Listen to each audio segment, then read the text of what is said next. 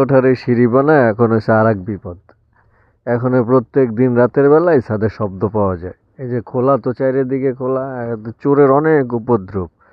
চারদিকে কারো কাছ থেকে কারো রড কেটে নিয়ে জায়গা, কারো মানে যেখানে যা পায় মোটামুটি পরিত্যক্ত জায়গায় বা খোলা জায়গায় কিছু পাইলেই বাস শেষ।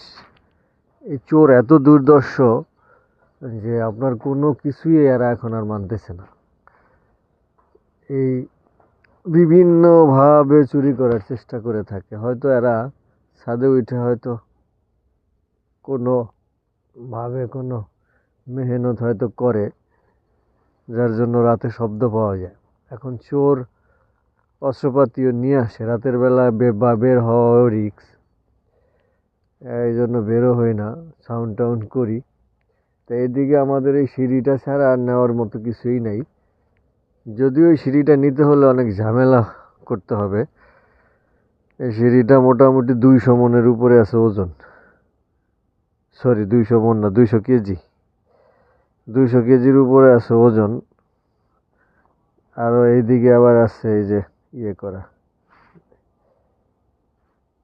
ঝালাই করা। ধন্যবাদ সবাইকে, ভালো থাকবেন। আসসালামু আলাইকুম রহমতুল্লাহ।